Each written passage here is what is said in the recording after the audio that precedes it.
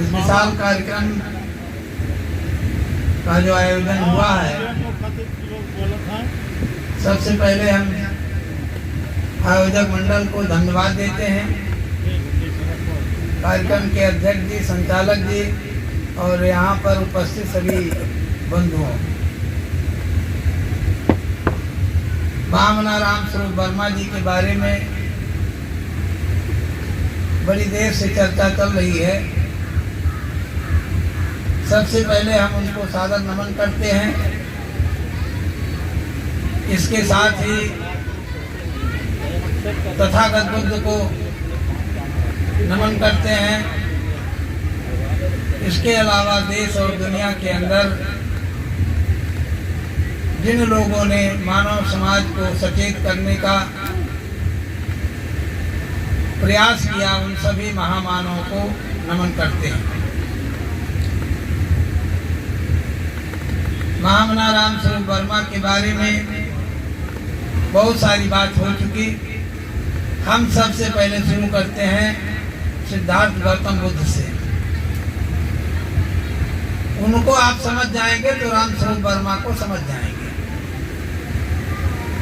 उन्होंने कहा, कार्य और कारण के सिद्धांत पर पूरी सृष्टि चल रही है। बिना कारण के कोई कार्य होता ही नहीं है। दुख है तो दुख का कारण है और उसका समुचित उपाय होने के बाद उसका निवारण हो सकता है। हमने इस बात को इसलिए ला के रखा कि आज महामनाराम स्वरूप वर्मा की जयंती मनाने के लिए आप लोग इकट्ठा हुए हैं और उनके बारे में बहुत सारी बातें रखी गई। इसलिए ज्यादा बात रखने का समय नहीं है। उन्होंने कहा, समता बिना समाज नहीं, बिन समाज जनराज नहीं। तो संविधान की जो मूल भावना थी, बिना समता के जनतंत्र नहीं चलता। संविधान लेखक डॉक्टर अम्बेडकर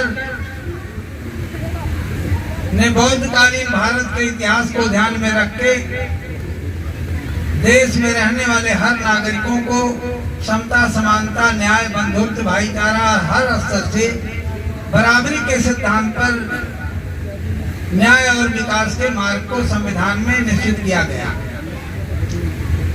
संविधान की कसम खाकर विधायक से लेकर राष्ट्रपति तक सारे लोग संविधान के जितने भी संवैधानिक पदों पर स्थापित किए गए संविधान की कसम ही खा रहे हैं। और देखते देखते संविधान देश में चल भी रहा है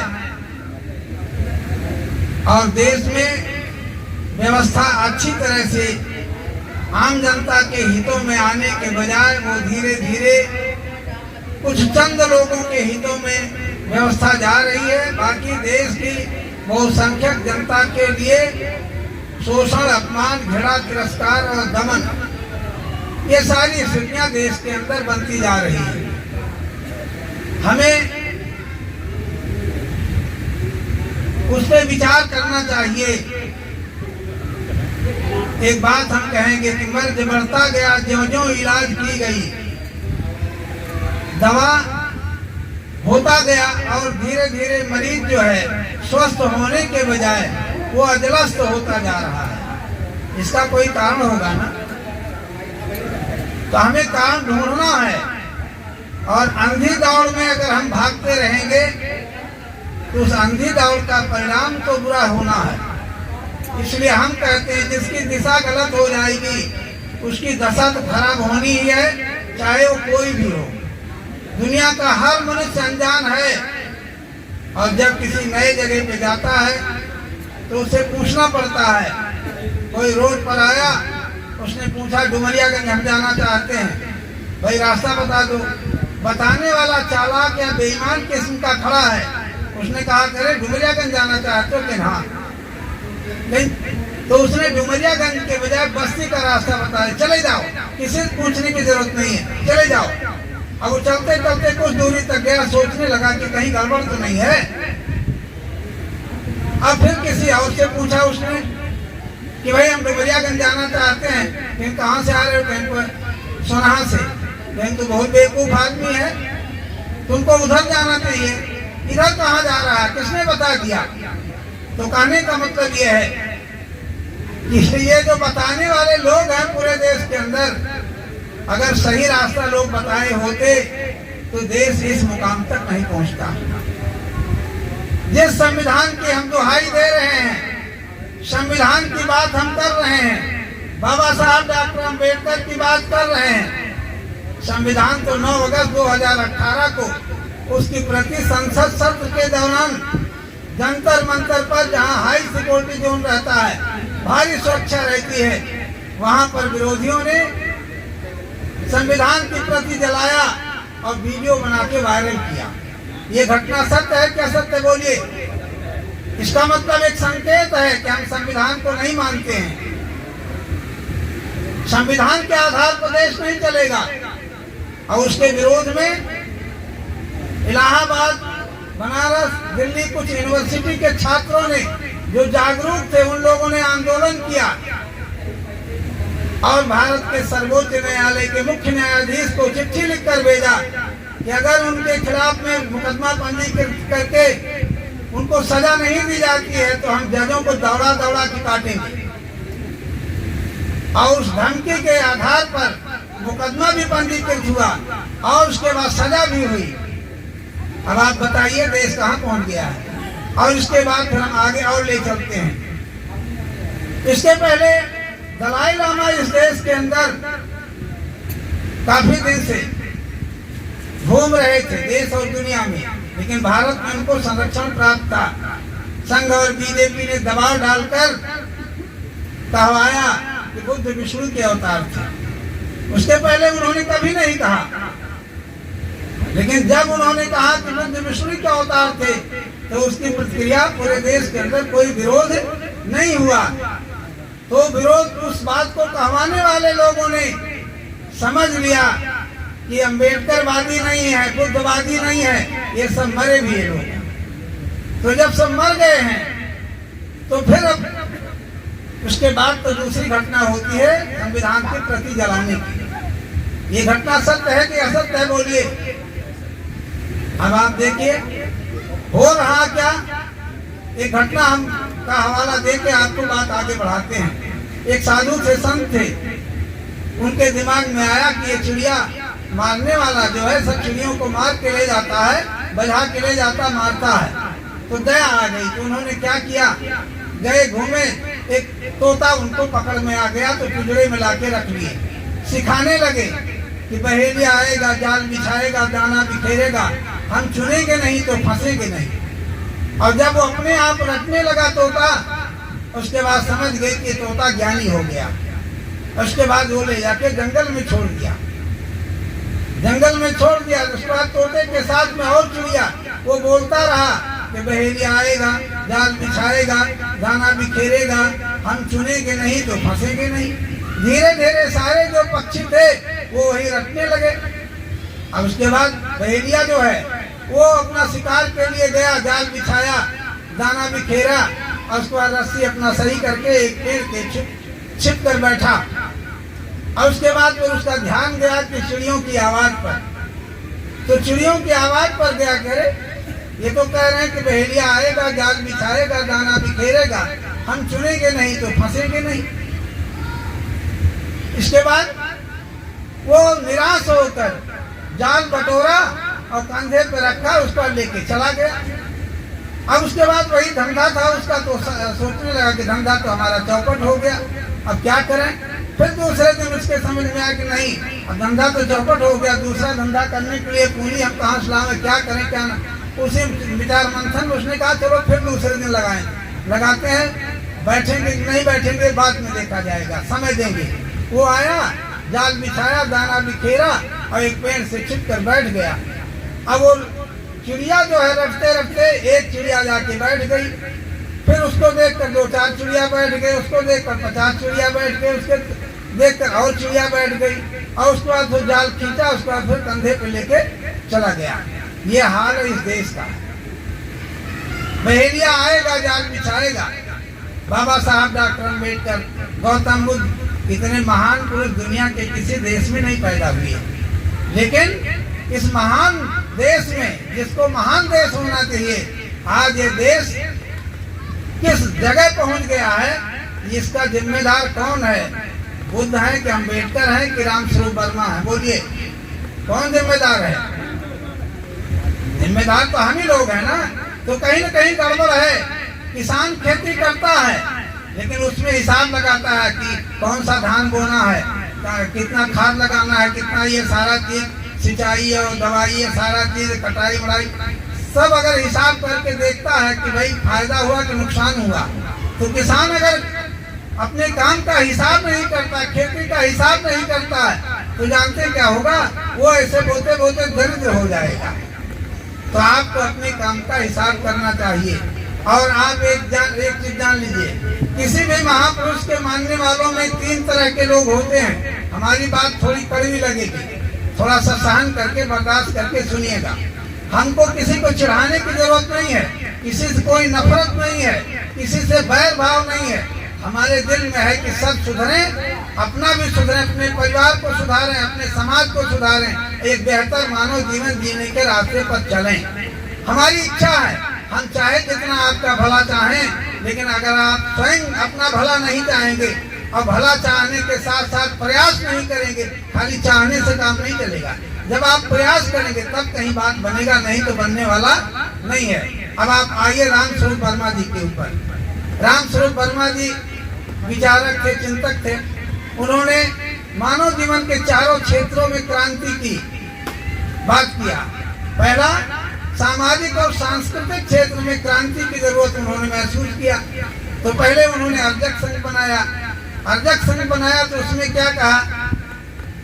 खाने पीने, उठने बैठने, बोलने चलने, 6 बातों में बराबरी कायम करो। बराबरी कायम होगा, बात व्यवहार आपका कायम होगा, तब आपकी बोलचाल के बाद बात आगे बढ़ेगी। इसके अलावा पुनर्जन्म, भाग्यवाद, वर्ण व्यवस्था, जात पात, ऊंच नीच, छुआछूत, भेदभाव, ढोंग, पाखंड, आडंबर, चमत्कार और जितने भी मकड़जाले फैलाए गए तमाम तरह के देवी देवता भगवानों का ये जखीरा खड़ा किया गया, ये सब को त्याग दो, उसको छोड़ो, ये आपके नहीं है। आप इंसान बनिए, मनुष्य बनिए, एक दूसरे की इज्जत कीजिए, एक दूसरे की मदद कीजिए, सबके दुखों का निवारण होता रहेगा। ये मूल सिद्धांत है। और बाबा साहब डॉक्टर अम्बेडकर की इच्छा यही थी, सबको इज्जत मिले, सब खुशहाल हों। लेकिन एक बात नोट कर लीजिए, हर महापुरुष के अपनी काल और परिस्थितियां और चिंतन के अभाव या कमी या परिस्थितियों का दबाव रहा हो, उस काल परिस्थितियों में लोग अपने अपने तरीके से सोचे और समाज के लिए जो दे पाए दिए। हम ये नहीं कह रहे कि कोई छोटा है कोई बड़ा है, हमारी नजरों में सब महान है। और जो 2 कदम चल दिया वो भी महान है, जो 10 कदम चला वो भी महान है। ये मत सोचिएगा कि डॉक्टर अम्बेडकर को नीचा गिनाना, हमारे लिए सब महान है। डॉक्टर अम्बेडकर ने कहा शिक्षित बनो, संगठित रहो, संघर्ष करो, आगे बढ़ो। आप उत्तर प्रदेश, बिहार से लेकर पूरे देश के अंदर जितने भी हैं, जगह जगह बाबा साहब ने कहा था शिक्षित बनो, संगठित रहो, संघर्ष करो, आगे बढ़ो। ये चीज हमको बिहार से लेकर बॉम्बे तक तमाम जगह जाने का, सुनने का, समझने का मौका मिला। लेकिन क्या है, शिक्षित बनो, संगठित रहो, संघर्ष करो। तो डॉक्टर अम्बेडकर को लोगों ने जाना नहीं, मान लिया। मानने में तो धोखा है कि नहीं है? पहले जानो तब मानो।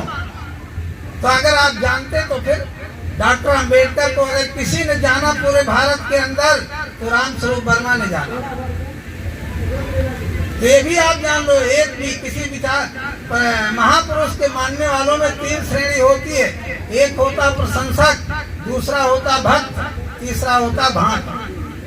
प्रशंसक वो होता है जो महापुरुष के विचारों को समझता है, उसके अधूरे सपने को पूरा करने के लिए लगातार प्रयास करता है, वही प्रशंसक है। गलत तो नहीं बोल रहे हैं। और दूसरे नंबर पर वो लोग हैं जो भक्त हैं। भक्त तो निरीह होता है, जो सुनता है, जो जानता है, वो मानने लगता है। तीसरे नंबर कौन है? भाट। भाट को विचारधारा से लेना देना नहीं है। विचारधारा आगे बढ़ रहा है कि पीछे जा रहा है, इससे उसका कोई मतलब नहीं है। उसका मतलब है कि धंधा चलना चाहिए, पैसा आना चाहिए, माल आना चाहिए, चाहे जो कुछ हो जाए, इससे कोई मतलब। उसके लिए तमाम तरह का नाटक नौटंकी करके उसको पैसा इकट्ठा करना, पैसा अपना जीवन चलाना। अब आप एक चीज देखिए, पूरे भारत के अंदर डॉक्टर अम्बेडकर को अगर किसी ने जाना समझा तो रामस्वरूप वर्मा ने जाना समझा।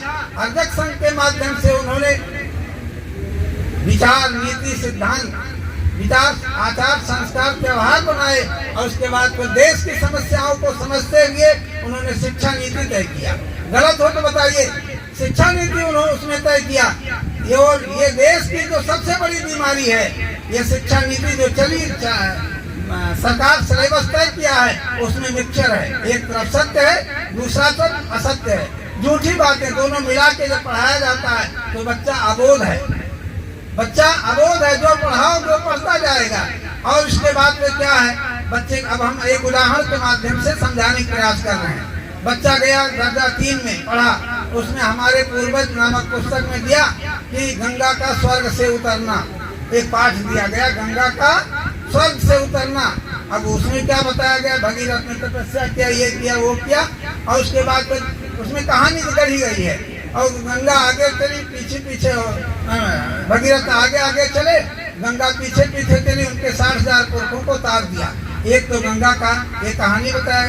जब वही बच्चा कक्षा 5 में जाता है तो भूगोल में पढ़ाया जाता है गंगा नदी की उत्पत्ति। गंगा नदी की उत्पत्ति तो उसमें पढ़ाया गया कि गंगा नदी हिमालय पर्वत के गंगोत्री नामक पहाड़ी से निकलकर फला फला शहरों से बहती हुई जाके बंगाल की खाड़ी में गिरती है। अब आप बताइए, दो सच्चाई होती है एक चीज की। जिस देश में दो सच्चाई चलेगा वो जन्नत में जाएगा कि जहन्नम में जाएगा।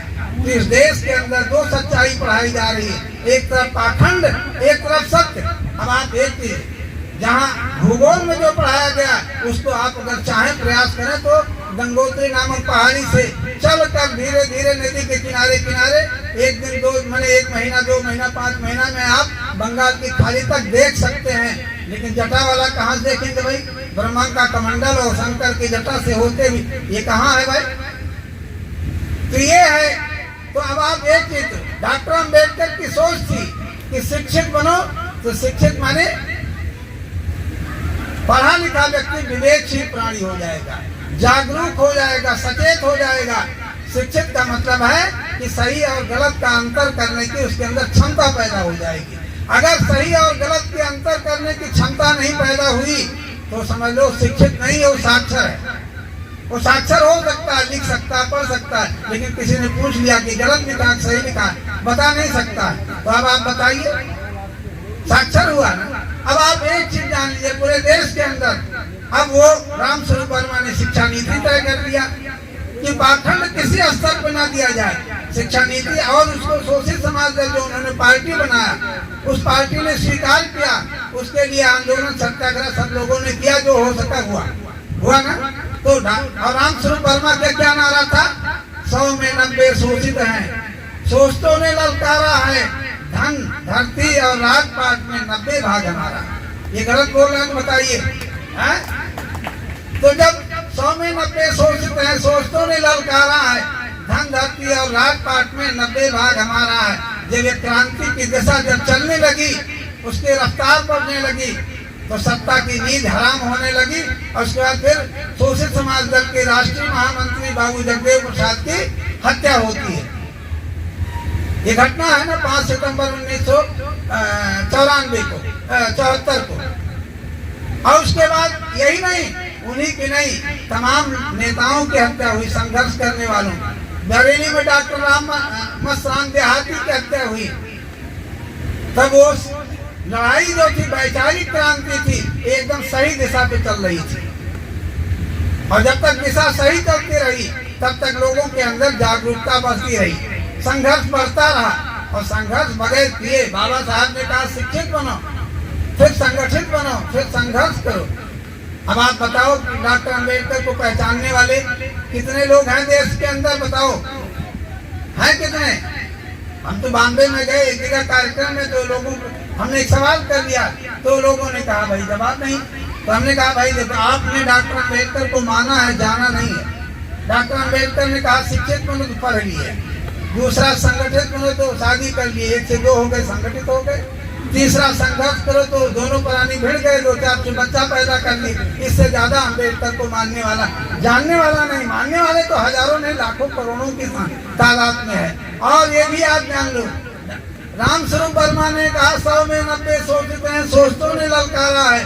धन धरती और राजपाट में 90 भाग हमारा है। जब 90 और 10 के खिलाफ में 90 संगठित होने की लड़ाई जब तक चलती रही, तब तक देश के अंदर, उत्तर प्रदेश बिहार में सामाजिक चेतना बढ़ती रही।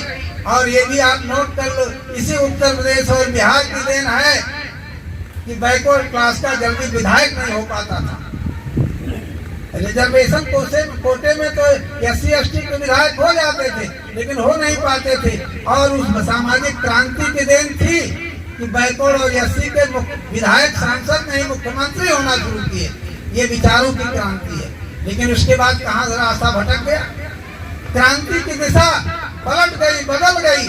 बदलते बदलते हम उस मुकाम तक पहुंच गए कि जिस संविधान की दुहाई, जिस संविधान को चलाने के लिए बनाया डॉक्टर अम्बेडकर ने, और उससे उनको ये उम्मीद हुई, अब हम इतना बड़ा हथियार दे रहे हैं, इस हथियार को लेकर इस देश के लोग अपने हक, अधिकार, मान सम्मान की लड़ाई लड़ेंगे और सत्ता हासिल करेंगे, अपनी व्यवस्था चलाएंगे।